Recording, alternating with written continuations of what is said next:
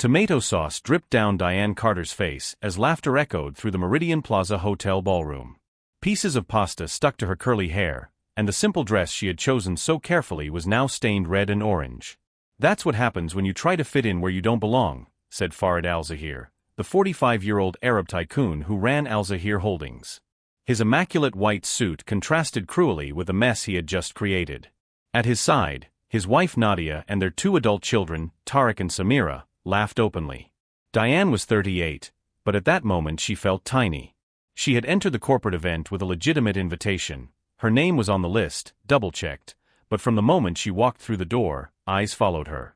Not out of curiosity, but judgment. Her black skin, her department store dress, her second-hand handbag. Everything about her screamed, "Doesn't belong here," in the eyes of that elite crowd. The event celebrated the $900 million merger between Al-Zahir Holdings and a mysterious company that kept its identity under wraps. Farid had spent months bragging in Manhattan business circles about the deal that would change the game in the green tech sector. Investors, executives, and journalists filled the hall, all eager to find out who the secret partner was. Diane had approached the buffet table when Tariq, Farid's eldest son, blocked her way. "Are you from the cleaning crew? Because we haven't eaten yet, so come back later." "I'm a guest," Diane replied calmly, showing the ID card attached to her dress. Samira, the daughter, let out a sharp laugh. "Dad, look at this. She has a fake invitation. She probably bought it on the internet." That's when Farid approached, holding a plate of spaghetti carbonara. His eyes scanned Diane from head to toe, calculating, dismissing, deciding. Security should have stopped you at the door. This event is only for people of a certain level. "I have every right to be here," Diane said, her voice firm but low, trying not to cause a scene. "Right," Nadia interjected, adjusting the diamond necklace around her neck. "Honey, look around. See where you are. See who's here. And then look at yourself." The circle around them grew. Executives with champagne glasses stopped to watch. Smartphones were discreetly raised. Someone whispered, "What's going on over there?"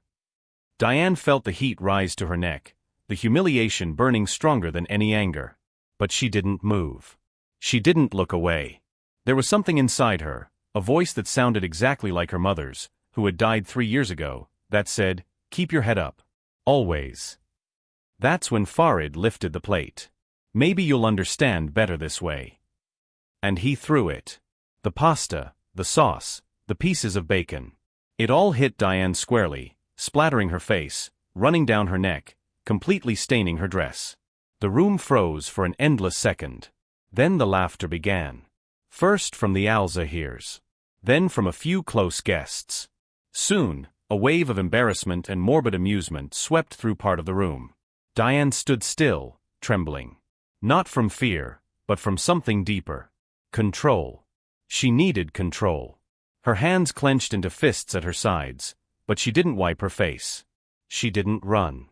She just stood there, breathing deeply, while Farid turned to his guests with a victorious smile.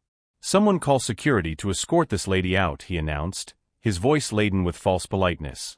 What no one in that room knew, what Farid Al-Zahir, in all his arrogance, could not imagine, was that the woman covered in food before him was Diane Carter, founder and CEO of Carter Renewable Solutions, the shell company that had agreed to sign the $900 million contract.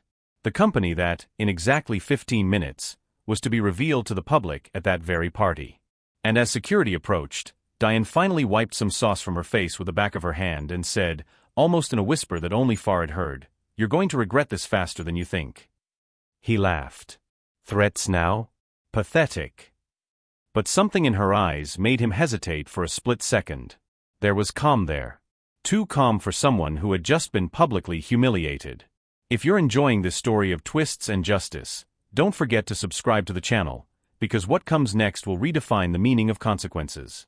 Security never got to touch Diane. Before they could, a voice cut through the room like a knife. "Mr. Al-Zahir, what exactly is going on here?" Margaret Chun, the hotel's director of corporate relations, strode across the room with purposeful steps. She was in her early 50s, with gray hair pulled back into a perfect bun, and she carried a tablet like it was a weapon. Her eyes narrowed when she saw Diane covered in food. Farid waved his hand dismissively. Just removing a gate crasher. Nothing you need to worry about, Margaret. Margaret looked at the tablet, swiped her finger across the screen, and then stared at Farid with an expression that mixed professionalism and discomfort. Sir, this woman is registered as a VIP guest. Diamond section. Her name is Diane Carter. Impossible, Samira laughed. It must be a system error. There is no error, Margaret replied dryly. Her credential was issued directly by the partner company's office.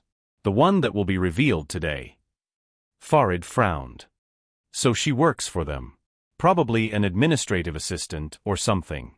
Still doesn't justify being here before the official announcement. Diane finally spoke, her voice controlled but laden with something new, authority. I don't work for the company, Mr. Alzahir. She wiped a little more sauce from her face, maintaining eye contact. But Margaret is right.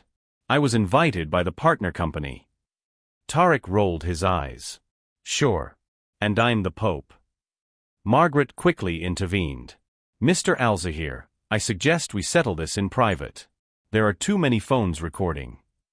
She gestured discreetly to the guests around them, many of whom were still holding smartphones pointed at the scene. Farid looked around and realized Margaret was right. His expression shifted slightly, from amusement to calculated irritation. Very well. My private office. Now. They moved to an adjacent room, an elegant space with dark wood walls and a long conference table. Nadia, Tariq, and Samira followed, along with Margaret and Diane. The door closed, muffling the buzz of the hall. Explain yourself, Farid demanded, crossing his arms. Diane took a deep breath. 3 years ago, my mother, Dorothy Carter, passed away from cancer. She worked her entire life as an environmental engineer, but she never received the credit she deserved. Before she died, she made me promise that I would continue her work. That I would prove that sustainable solutions are not only possible, but profitable. That's very touching, Nadia said sarcastically. But what does it have to do with us? Everything, Diane continued. I founded Carter Renewable Solutions 2 years ago. We started small, but we grew fast. Very fast. We developed a solar energy storage technology that is 30% more efficient and 40% cheaper than anything else on the market. Farid raised an eyebrow. Carter Renewable Solutions. He repeated the name slowly, as if testing its flavor. Never heard of it. Because we operate in total secrecy, Diane explained. No public profile. No social media presence. Just results. And when your company sought partners for expansion in the green sector, we responded. Anonymously. Margaret checked something on her tablet and nodded in confirmation. The records match, sir. Samira stepped forward. Wait. Are you saying that this woman, this, is the owner of the company we're going to reveal today? Diane didn't answer right away. Instead, she took something out of the inside pocket of her stained purse. A simple business card, white with black lettering, Diane Carter, founder and CEO. Carter Renewable Solutions. Farid took the card, examined it, and his face began to drain of color. I came here today, Diane said calmly, because I wanted to meet the man my company was about to sign a $900 million contract with. I wanted to see if your values aligned with ours. If you treated people with respect, regardless of appearances. The silence in the room was thick. And now, Diane continued, turning to Margaret, I'd like to make a phone call. In private. Margaret nodded and left discreetly. Farid remained motionless, the card still in his hand.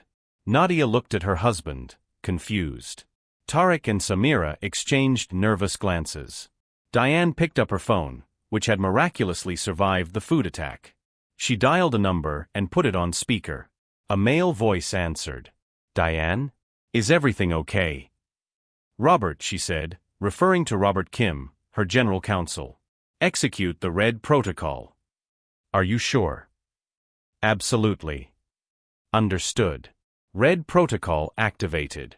All contracts cancelled. Press release in 5 minutes.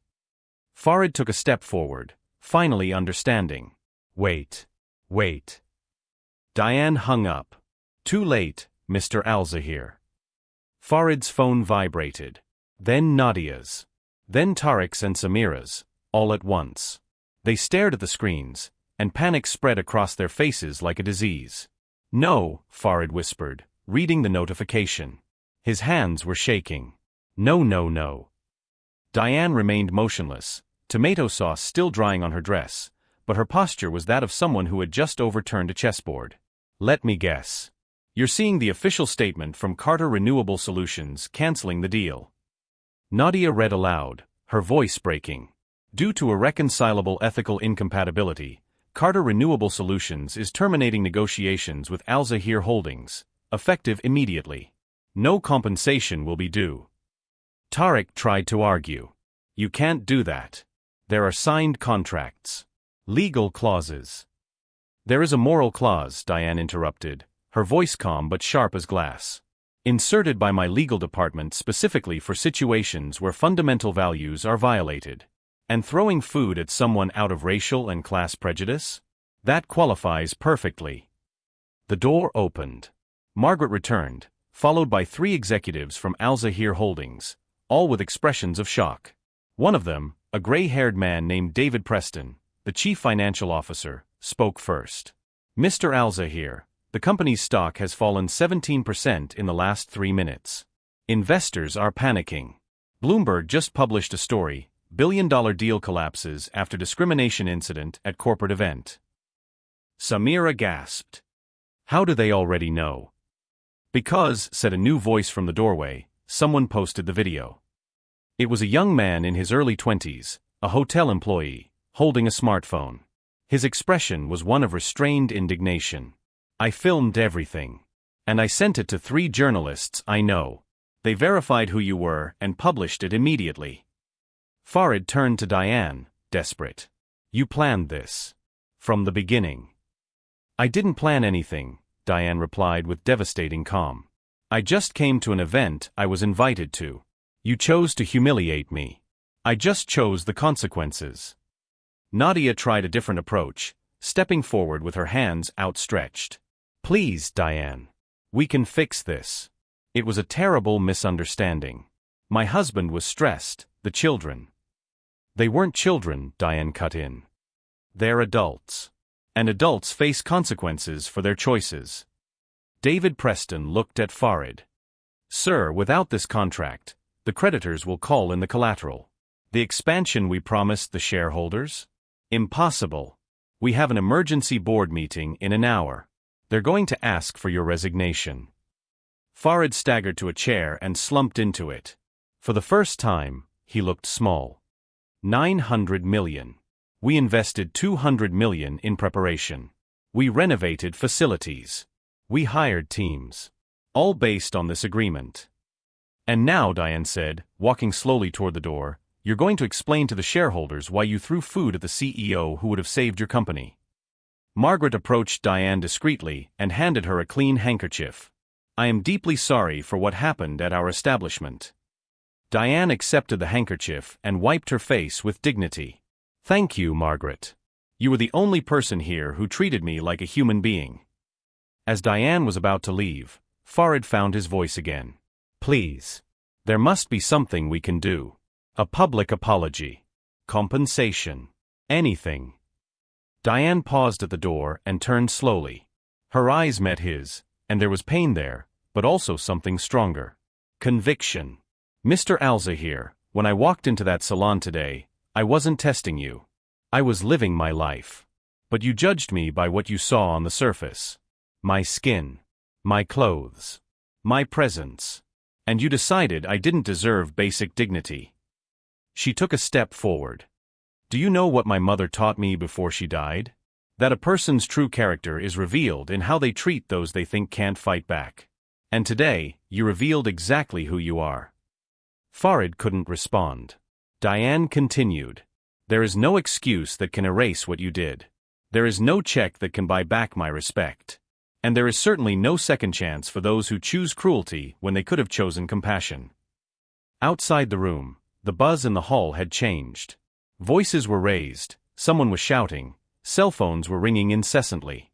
The news had spread completely. Guests were leaving the event. Reporters were already arriving at the hotel. Margaret whispered to Diane. "There's a private exit in the back if you'd rather avoid the press." Diane shook her head. "No. I'm going out the front door. With my head held high." And that's exactly what she did. She crossed the hall, still wearing the stained dress, while guests stopped to stare. Some with shame. Others with admiration. Many already knew who she was. A reporter tried to approach her. "Miss Carter, can you comment on the cancellation?"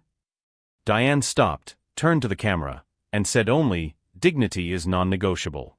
It never has been. It never will be." And then she left, leaving behind an empire in flames and a lesson that cost $900 million. 6 months later, the story had become corporate legend. The video of Diane covered in food, maintaining her composure while canceling a $900 million deal, had been viewed by over 50 million people. Business schools used the case as a study in corporate ethics. Diane had been on the cover of Forbes, Time, and Bloomberg Businessweek. Carter Renewable Solutions tripled in size. Investors lined up to partner with a company led by the woman who chose principles over profit. Diane signed contracts with 3 European governments and 2 tech giants. The company's value exceeded $2 billion. As for Farid Al-Zahir, he resigned as CEO 2 weeks after the incident. The board gave him no choice. Al-Zahir Holdings stock fell 62%. The company was sold off in pieces to cover debts. Nadia filed for divorce 3 months later, taking half of what was left. Tariq and Samira, now publicly associated with the humiliation, struggled to find employment at any reputable company. On a cold November morning, Diane was in her new office on the 23rd floor of a Manhattan building when her assistant Claire announced, "There's someone here to see you. Farid Al-Zahir." Diane paused, pen suspended over a contract. "Does he have an appointment?" "No. But he said he only needs 5 minutes." Diane thought for a long moment. Let him in.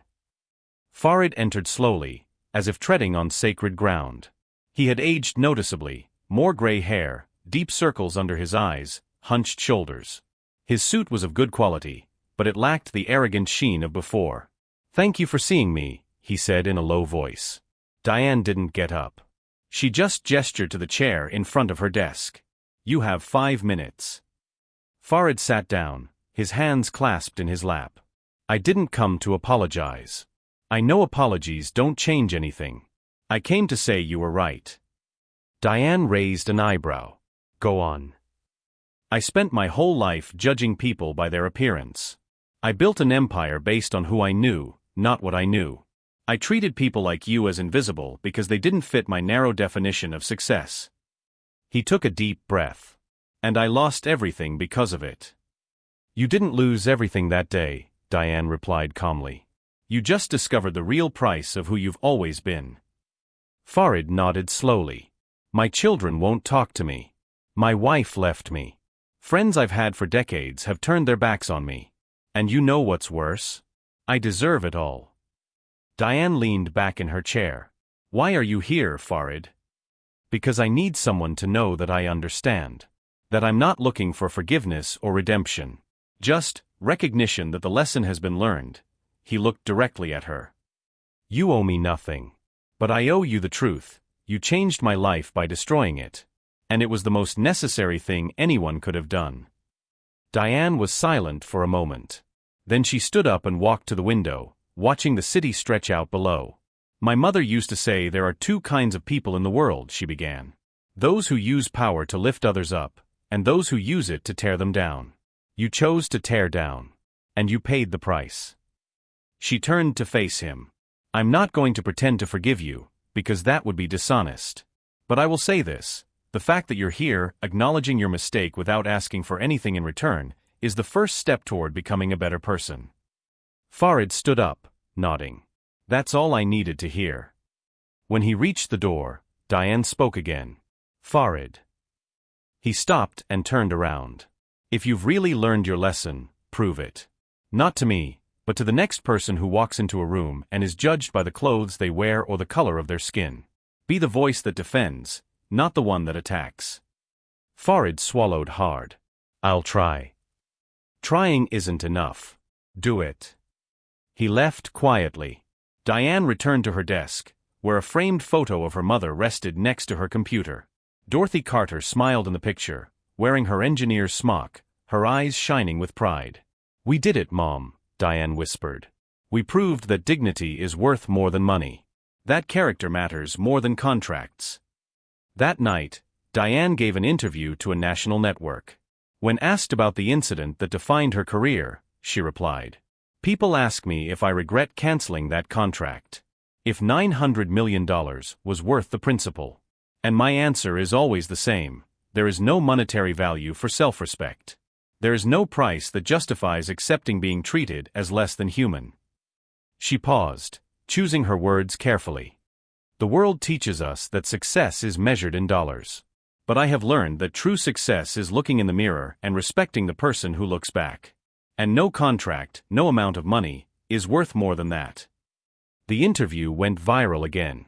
And as millions watched, one message echoed: dignity is not negotiable. Principles are priceless. And sometimes, the greatest victory is not what you win, but what you refuse to lose. If this story touched your heart, subscribe to the channel. Because in the end, we all face moments where we have to choose between what is easy and what is right. And how we make that choice defines not only our success, but our humanity. Diane Carter chose right. And she changed the world because of it.